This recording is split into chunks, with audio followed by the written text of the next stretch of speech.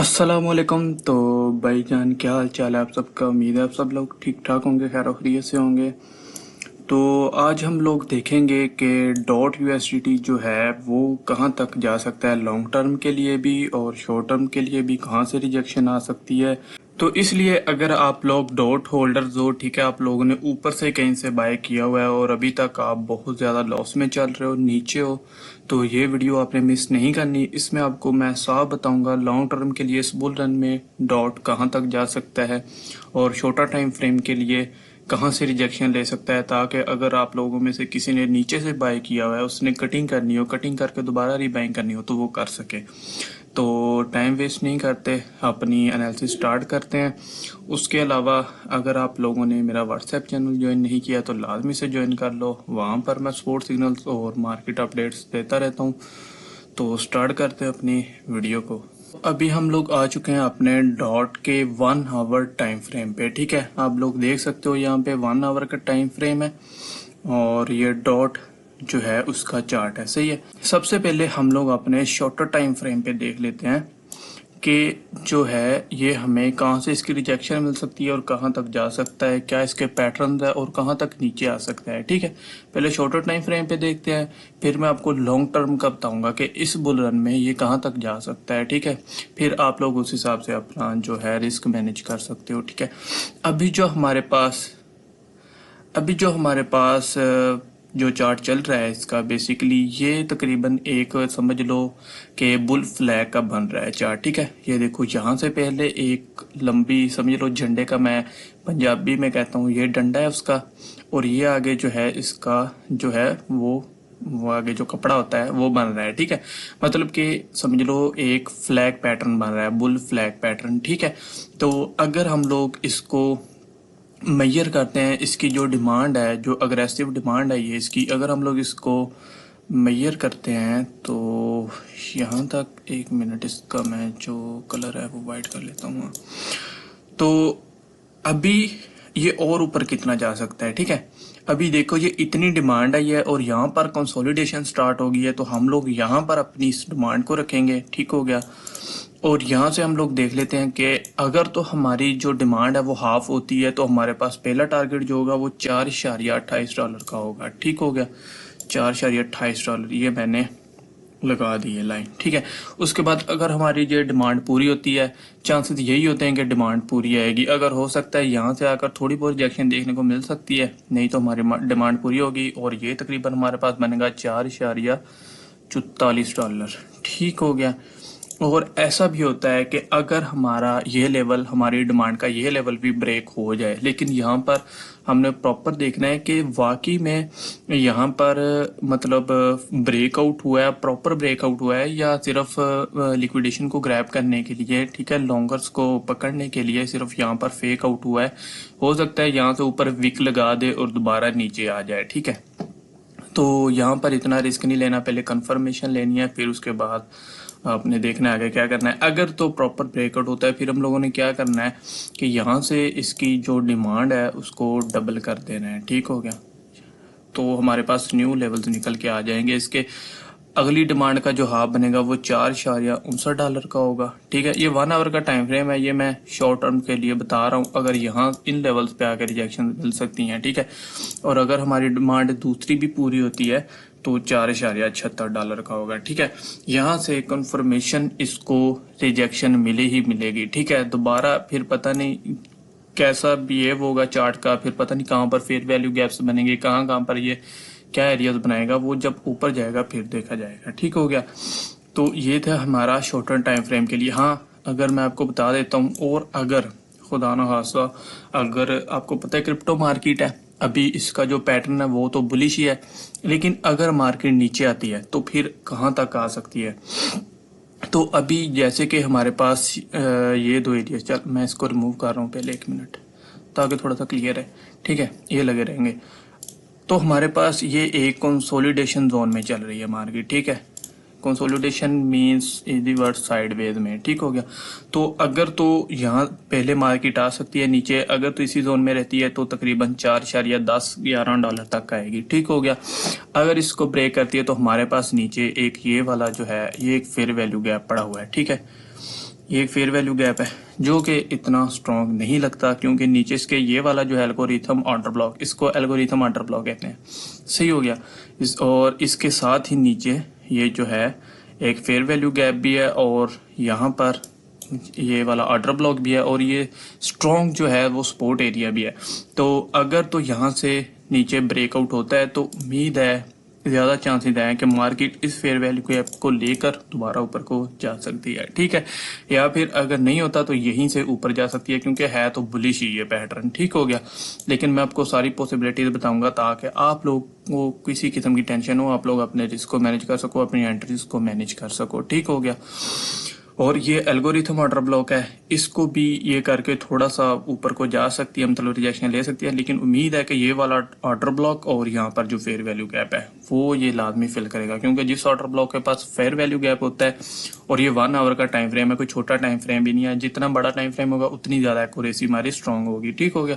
तो उम्मीद है कि यहाँ तक तकरीबन 3.90 या 3.85 3.90 के दरमियान आ सकती है, अगर यहाँ से प्रॉपर ब्रेकआउट होता है तो। ठीक हो गया। अभी मैं आपको लॉन्गर टाइम फ्रेम के लिए बता देता हूँ, 1 वीक के टाइम फ्रेम पे जाके। सही है। तो अभी हम लोग चलते हैं, इसको मैं रिमूव करता हूँ, क्योंकि ऐसे ही ये फिर सारा कुछ उधर लगा हुआ आएगा 1 वीक के टाइम फ्रेम पे। यहाँ से 1 वीक टाइम फ्रेम सेलेक्ट किया। सही है। तो एक जस्ट सेकंड। तो अभी हम लोग देख लेते हैं कि लॉन्गर टाइम फ्रेम के लिए जो है, अभी जो होता है ना 1 मंथ का 1 वीक का हो गया टाइम फ्रेम, ये हम लोग टेक्निकल एनालिसिस के लिए यूज नहीं करते, मतलब कि एंट्रीज लेने के लिए यूज नहीं करते। इसको हम यूज करते हैं लॉन्ग टर्म देखने के लिए मार्केट का क्या बिहेव रहेगा। ठीक है। तो अभी हम लोग इसको देख लेते हैं। अगर मैं इसकी डिमांड मेजर करता हूँ, जो इसकी प्रीवियस डिमांड है वो मेजर करता हूँ, तो फिर देखते हैं कि हमारे क्या लेवल्स निकलते हैं। सही हो गया यहाँ तक। और अगर मैं डिमांड को यहाँ पर रखता हूँ, ठीक है, यहाँ से हमारा मूव स्टार्ट हुआ ना, तो यहाँ पर अगर मैं रखता हूँ तो हमारे पास जो है वो लेवल आया है $10.24 का। मैं एक मिनट, मैं पहले इसकी डबल कर लेता हूँ। ठीक है, ताकि बार बार बताने की जरूरत ना पड़े। मैं मतलब डिमांड पूरी लगा लेता हूँ, उसके बाद आपको समझाता हूँ। ठीक है, ये हमारी डबल डिमांड आ गई, तो ये हमारे पास टारगेट होगा $16 का। सही हो गया। अभी मैं आपको रिजेक्शन एरिया बता देता हूँ इसमें कौन कौन से हैं। ठीक है, लेकिन पहले मैं आपको लेवल बता दूं। तो हमारे पास जो पहला लेवल है वो तकरीबन $6.82 तक आएगा। लॉन्ग टर्म के लिए आप यहाँ पर कटिंग या अपने टारगेट्स रख सकते हो, अगर आप लोगों ने नीचे से बाइंग की हुई है तो अगर ये डिमांड पूरी होती है तो हमारे पास $10 का आएगा। ठीक है, $10 जो है वो हमारे पास लेवल आएगा। और जो हमारी डबल डिमांड थी उस पर हमें आएगा $16। सही है। लेकिन ये है टेक्निकल के बेसिस पे ये लेवल्स निकल रहे हैं। ठीक है, लेकिन इसके ETFs भी प्रूव्स हुए हैं। ठीक है, फंडामेंटली भी ये कॉइन स्ट्रांग है, अच्छा है। तो अगर तो इसकी टीम स्ट्रांग रहती है तो ये इससे भी इन लेवल्स को भी क्रॉस करके जा सकता है। ठीक है, ऊपर को निकल सकता है। ये जो बुल रन होगा ना आपका 2025 का बुल रन, ये बहुत ज़्यादा मैसिव किस्म का होने वाला है। बहुत ज़्यादा जो है वो मार्केट में पैसा आने वाला है। तकरीबन समझ लो अभी हमारा तकरीबन 4 ट्रिलियन के आसपास चल रहा है। ठीक है, मार्केट टोटल क्रिप्टो का मार्केट कैप, तो ये इस बुल रन में 7 ट्रिलियन से 10 ट्रिलियन के दरमियान जाएगा। ठीक है, तो आप लोग सोच सकते हो कितना पैसा आने वाला है। तो ये हमारे पास लेवल्स आ चुके हैं। ठीक है, लॉन्गर टाइम फ्रेम में। अभी मैं आपको रिजेक्शन एरिया, ये तो रिजेक्शन एरिया है ही है। ठीक है, यहाँ से थोड़ी बहुत रिजेक्शन आ सकती है। ठीक है, मेन लेवल जो है, सबसे मेन लेवल, वो आपने टारगेट अपना रखना है इस बुल रन में $16 का। ठीक है, उसके अलावा अगर मैं आपको पिछले चार्ट के बेसिस पे अगर मैं आप लोगों को रिजेक्शन एरिया दिखाता हूँ, तो ये हमारे पास एक जो है वो रेजिस्टेंस एरिया बन रहा है। ठीक है, यहाँ पर मैं लगा देता हूँ इसको। हाँ, ये वाला, ये हमारे पास एक रेजिस्टेंस एरिया है, ये आप पीछे से भी देख सकते हो। ठीक है, ये वाला यहाँ पर एग्जैक्ट यहाँ पर हमारे पास एक रेजिस्टेंस एरिया, यहाँ से आपको रिजेक्शन देखने को मिल सकती है। ठीक है, उसके अलावा हमारे पास जो दूसरा लेवल है वो हमारे पास है ये वाला, यहाँ पर एल्गोरिथम ऑर्डर ब्लॉक है। ठीक है, एल्गोरिथम ऑर्डर ब्लॉक भी है, और आप लोग देख सकते हो ये पीछे कंसोलिडेशन एरिया भी है। और कंसोलिडेशन एरिया पे आपको पता है जो सपोर्ट्स और रेजिस्टेंस वगैरह होती है वो स्ट्रांग होती है, ठीक है। तो यहाँ पर भी हमारा एक रेजिस्टेंस एरिया बन रहा है और यहाँ पर जो है हमें एक एल्गोरिथम वाटर ब्लॉक भी देखने को मिलता है, ठीक है। और उसके बाद अगर हम लोग देखें तो हमारे पास जो दूसरा जोन है तीसरा रिजेक्शन एरिया होगा, वो हमारे पास तकरीबन होगा $10.72 पे, तकरीबन हमारे टारगेट के आसपास, दूसरे टारगेट के करीब ही है। ठीक हो गया यार, मैं इसके थोड़ा सा कलर ना चेंज कर दूं, बड़ा ऑकवर्ड सा लग रहा है। कौन सा, ओके सही हो गया। तो ये जो एरियाज हैं ये हमारे रिजेक्शन एरिया हो सकते हैं, लेकिन बुल रन है, चूंकि बुल रन में बहुत मैसिव किस्म के पंप्स आते हैं, ठीक है। फंडामेंटल्स पे ज्यादा गेम होती है, ठीक है। जब फंडामेंटल्स पे गेम आ जाती है तो टेक्निकल एनालिसिस इतना काम नहीं करता, ठीक है। सबसे मेन चीज होती है आपके फंडामेंटल्स, लेकिन चार्ट से हम लोग हेल्प लेते हैं, ठीक है। तो लेकिन जो एरियाज भर रहे हैं वो मैंने आपको बता दिए हैं, ठीक है। $16 पे तो ये कंफर्मेशन है कि इंशाल्लाह लाजमी से जाएगा। लेकिन अगर आप लोग कहते हो ना, जस्ट सेकंड, मैं 1 मंथ का टाइम फ्रेम सेलेक्ट कर लेता हूँ। 1 मंथ, तो अगर आप लोग कहते हैं इसका हाई है तकरीबन $55 का, अगर आप लोग कहते हैं ना ये 40 पे जाएगा, 50 पे जाएगा, तो ऐसा नहीं हो सकता है, ठीक है। अगर तो किसी ने बहुत ज्यादा ऊपर एंट्रीज ली हुई है $40-50 पे, तो वो मैं कहता हूँ कि जितना भी ऊपर जाए ना, तो फिर हो कम से कम लॉस में वो निकल जाए। जो मैंने लेवल्स लगा दिए हैं, ठीक है, यहाँ से वो निकल जाए। ठीक हो गया, क्योंकि इतना अभी सारा पैसा जो है वो डॉट में तो नहीं आएगा, सारा उन्होंने $1 ट्रिलियन सिर्फ डॉट में तो नहीं लगाने। उसके अलावा बहुत ज्यादा मजबूत, स्ट्रॉन्ग, फंडामेंटली स्ट्रॉन्ग कॉइन्स हैं, ठीक है। उन आल्ट कॉइन्स हैं, उनमें भी पैसा आना है। तो ये जो मैंने आपको बता दिए हैं, ठीक है, टारगेट्स मैंने आपको बता दिए हैं। शॉर्टर टाइम फ्रेम पे किसी ने एंट्रीज लेनी है, कटिंग वगैरह करनी है, वो भी लॉन्ग इस बुल रन में लॉन्ग टर्म के लिए देखना है, वो भी मैंने लगा दिए हैं।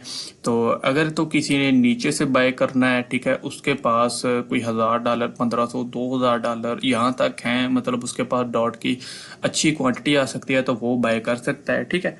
लेकिन अगर किसी के पास $200-300 है ना, वो डॉट को बाय ना करे, क्योंकि उनको जो है वो प्रॉफिट ही बहुत कम आएगा। हाँ, अगर किसी के पास $100-200 है तो वो मुझे कमेंट कर दे, मैं उनको कॉइन्स बता दूंगा, वो कॉइन्स बाय कर ले, और इंशाल्लाह उनको उनका जो $100-200 है वो $400-500 बन जाएगा इजीली, ठीक है। वैसे तो मैंने उस पर वीडियोज भी बनाई हुई है, आप वो भी देख सकते हो, डिस्क्रिप्शन में लिंक होगा।